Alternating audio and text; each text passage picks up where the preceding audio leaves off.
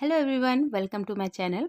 जैसे कि हमने लास्ट पार्ट में देखा था, युआन रहता है, वो कन्फेस करता है मू को कि वो उसे बहुत पसंद करता है, उसको लाइक करता है।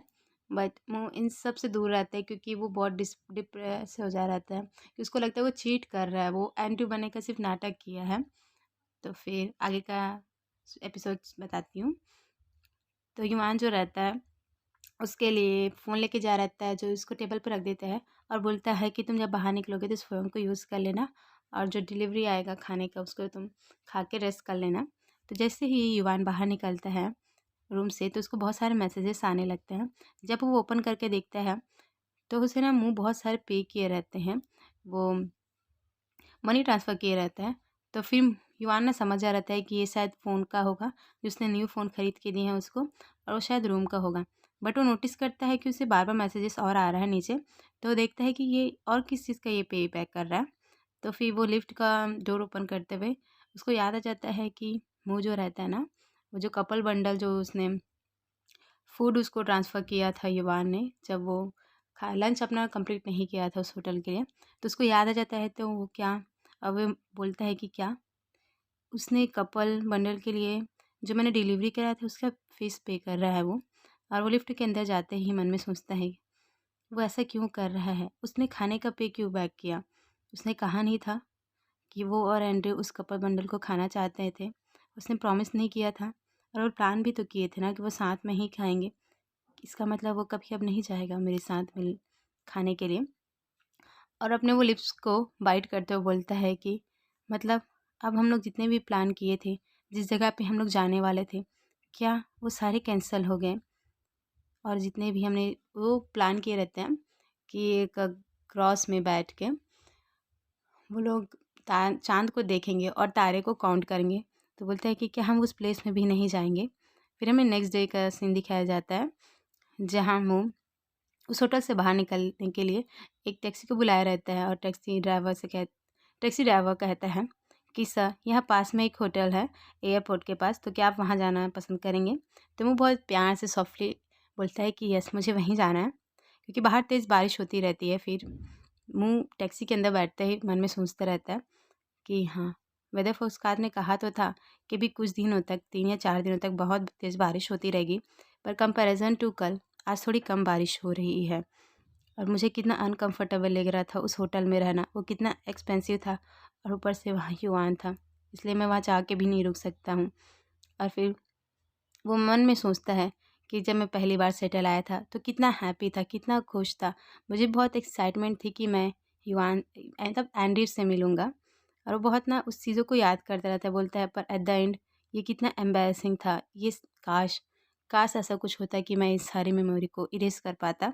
और वो होटल पहुँच जा रहे थे, तो आप लोग को याद होगा कि उसके प्रोफ़ेसर ने उसको ना एक अपॉर्च्युनिटी दी थी कि आप तुम भी प्रोफ़ेसर बन सकते हो, तुम्हारे पास बहुत स्किल है। तो अपने प्रोफ़ेसर से ही मुँह बात कर रहा होता है, बोलता है कि सर, मुझे आपका लेटर मिला। थैंक यू सो मच कि आपने मुझे अपॉर्च्युनिटी दी है और थैंक यू सो मच कि आपने मुझ पर ट्रस्ट किया है। तो बोलता है कि आप हमेशा से मुझे मोटिवेट करते हैं, मेरी फैमिली को बहुत सपोर्ट करते हैं। थैंक यू सर, मेरे रिसर्च पे जो आपने बिलीव किया है। और बोलता है कि थैंक यू सर, जब ही मैं आऊँगा एक्सचेंज प्रोग्राम ख़त्म हो जाएगा मेरा, तो मैं आते ही वो प्रोफ़ेसर की ड्यूटी ज़रूर जॉइन करूँगा। ऐसा करके वो फ़ोन हैंग अप कर देता है और अपने गालों को पैट करते हुए बोलता है कि हाँ, वो बोलते हैं ना, बुरे दिन ख़त्म होते हैं और अच्छे दिन आ जाते हैं। मुझे पता है मेरी लाइफ़ के जो टेरिबल इवेंट थे वो सारे करके ख़त्म हो रहे हैं और मेरा जो लक है बहुत इम्प्रूव हो रहा है और मैं अपने आप को बहुत चीयर अप करूँगा करके। तो उसका जो क्यूट सा एंजल वर्जन रहता है मुँह का, बोलता है कि यस दैट्स राइट, मुझे पता है तुम अपने आप को बहुत इम्प्रूव करोगे, बहुत अच्छे से रखोगे। और बोलते हैं ना, देखो बाहर आउटसाइड कितनी आंधी तूफ़ान आ रही है, बट हमारे होटल के अंदर नहीं आ रहा, वैसे भी तुम स्ट्रांग रहना। ऐसे उसका बहुत सा क्यूट सा वर्जन बहुत डांस करके वो बोलता रहता है। दूसरे साइड युवान का डेविल वर्जन आके बोलता है कि नो नो, ऐसा कुछ नहीं हो सकता है, तुम्हारा लक बिल्कुल नहीं बदल सकता है। और वो उसको कर्ज देने लगता है, उसके खानों में जाके बोलता रहता है कि सोंग यानसु सोंग यानसु सोंग यानसु, मतलब उसको कर्ज देता रहता है कि तुम्हें सोंग यानसु के पास वापस जाना है। बट मुंह का एंजल वर्जन बोलता है कि गो अवे, दूर जाओ, दूर हटो।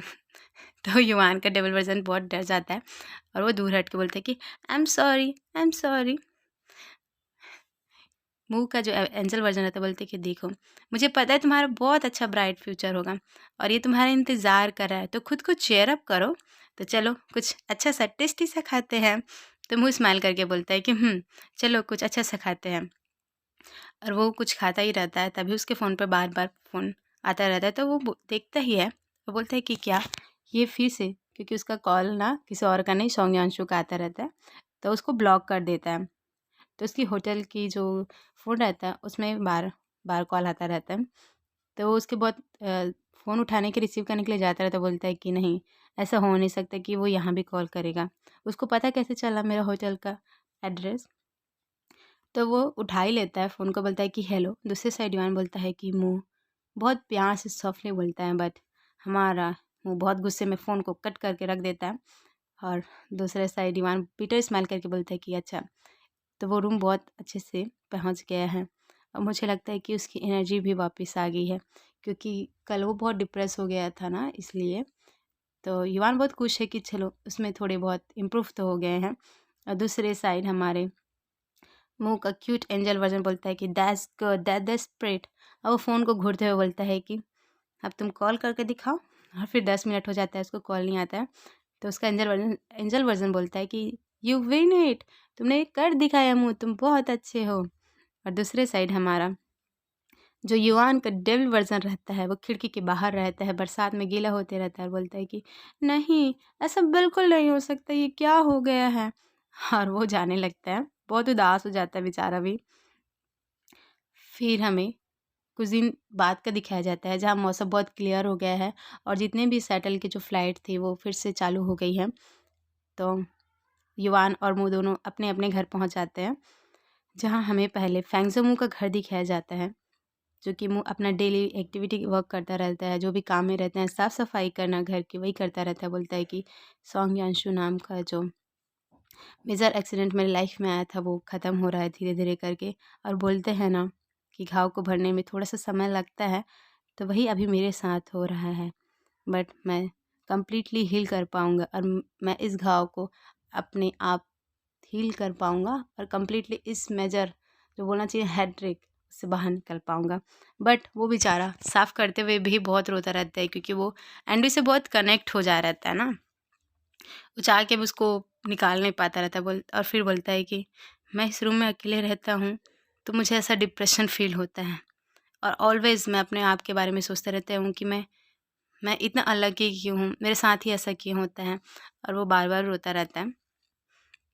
वो घर की सफाई करते बोलता है कि मेरा टेरिबल बैड लक, मैं कब इससे बाहर निकल पाऊँगा, मेरी लाइफ में कब बेटर हो पाएगी, मेरी बोलना चाहिए हैप्पीनेस कब आएगा मेरे पास।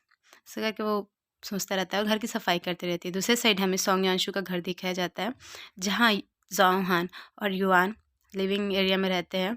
और ज़ाओहान बहुत ही मतलब वो भी बहुत सैडली हो जा रहा था कि उसने मेरे वजह से सब कांड करके बैठा है ना बेचारा, तो मेरे वजह से ऐसा हुआ है। बहुत ही गिल्टी गिल्टी फ़ील करता रहता है, बोलता है कि आई एम सॉरी मैन, ये सब मेरी वजह से हुआ है। मैंने कभी ऐसा सोचा नहीं था कि ऐसा कुछ हो सकता है। मैं तुम्हारी लाइफ़ को बिल्कुल ख़राब नहीं करना चाहता था।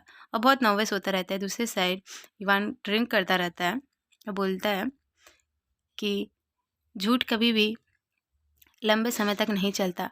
सच को एक दिन बाहर आना ही रहता है। बताओ, इतनी प्यारी लाइन बोल रहा है। जामन बोलता है कि तुम कहो तो क्या मैं मुँह से बात करूँ? मैं उसको समझाऊँगा कि ये रजिस्ट्रेशन मैंने किया है, वो तुम नहीं थे। तो मुँह ड्रिंक करते हुए बोलता है कि हाँ, ये तुमने ज़रूर कहा। ये तो सच है कि तुमने रजिस्ट्रेशन किया, बट उसको यूज़ तो मैंने किया ना। तो ये सिर्फ़ मेरी गलती है, तुम्हारी नहीं। तो जामवान बहुत नर्वसली होके, बहुत दुःख होके बोलता है, क्या तुम्हें दूसरी चांस नहीं मिल सकता? मतलब क्या मुँह तुमको माफ़ नहीं कर सकता? तो ईवान ग्लास को टेबल पर रखते हुए मन में ही कहता है कि जो रिलेशनशिप सच्चाई पे बेस नहीं हो, ऑनेस्टी पे बेस नहीं हो, वो रिलेशनशिप ख़त्म होना ही है। और जाओमू और एंड्रयू का ये जो रिलेशनशिप है वो पूरी तरीके से ख़त्म हो गया है। सॉन्ग यांशु कितना सेमलेस हूँ और मुझे नहीं लगता कि जामू उसको माफ़ करेगा। मुझे नहीं लगता कि उसके पास भी कोई राइट्स है युवान के पास कि वो मुँह से माफ़ी माँग सके, ऐसा युवान मन में सोचता रहता है। फिर हमें 2 हफ़्ते का टाइम दिखाया जाता है, उसके बाद का टाइम दिखाया जाता है टीचिंग बिल्डिंग में, जहाँ वो लिफ्ट के अंदर जाता रहता है, तभी वो उसके युवान और उसके 2 फ्रेंड्स रहते हैं, वो भी उस लिफ्ट में एंटर करते हैं। तो जैसे ही मूँ और युवान एक-दूसरे को देखते हैं, तो दोनों एकदम शॉक्ड एंड सरप्राइज़ हो जाते हैं कि बहुत टाइम बाद मिले रहते हैं, इसलिए। तो उसका जो युवान के साथ जो एक फ्रेंड 2 फ्रेंड आए रहते हैं, उसमें से 1 फ्रेंड उसको अप्रोच करता है। हेलो, तुम यहाँ कौन से कोर्स करते हो? एक्चुअली मैंने तुम्हें इससे पहले यहाँ कभी देखा नहीं है ना? तो वो बहुत स्माइली एंड पोलाइटली वे में बोलता है कि हाँ, मैं एक्सचेंज स्टूडेंट हूँ यहाँ। तो वो बॉय बोलता है कि okay, if you don't mind, क्या हम लोग अपना कॉन्टैक्ट एक्सचेंज कर सकते हैं? ताकि हम लोग कभी ड्रिंक कर सकें, चिल कर सकें या फिर कभी डिनर में मिल सकें। तो वो बहुत स्माइल करके बोलता है कि आई एम सॉरी, मैं फ़ोन यूज़ नहीं करता। और वो बहुत स्माइल करके बोलता है कि एक्चुअली मैं लोगों से कांटेक्ट करने के लिए सिर्फ ईमेल ही यूज़ करता हूँ। तभी लिफ्ट का डोर ओपन हो जाता है और मुँह बोलता है कि मेरा फ्लोर आ गया है, थैंक यू, नेक्स्ट टाइम हम ज़रूर मिलेंगे। तो जैसे ही मुँह बाहर निकलता है, तो उस वो जो बॉय रहता है बोलता है कि देखो, आज के ज़माने में कोई ऐसा होता है कि फ़ोन यूज़ ना करे? मुझे रिजेक्ट ही करना था तो अच्छे से करता, ये क्या बहाना हुआ? तो उसका दूसरा फ्रेंड बोलता है कि तुम्हें भी कुछ ज़्यादा स्ट्रेट फॉरवर्ड नहीं होना चाहिए था? तुम ऐसा क्यों बोल दिए? तो युवान रहता है, वो मन में सोचता है कि मुझे पता है, इसकी वजह भी मैं हूँ। तो आज का पार्ट मैं यहीं ख़त्म कर रही हूँ। I hope you like this video, और यदि आप मेरे चैनल पे न्यू हो तो प्लीज़ मेरे चैनल पे ज़रूर सब्सक्राइब करें और बेल आइकन ज़रूर प्रेस करें ताकि आपको जल्दी से नोटिफिकेशन मिले। Thank you. Bye bye.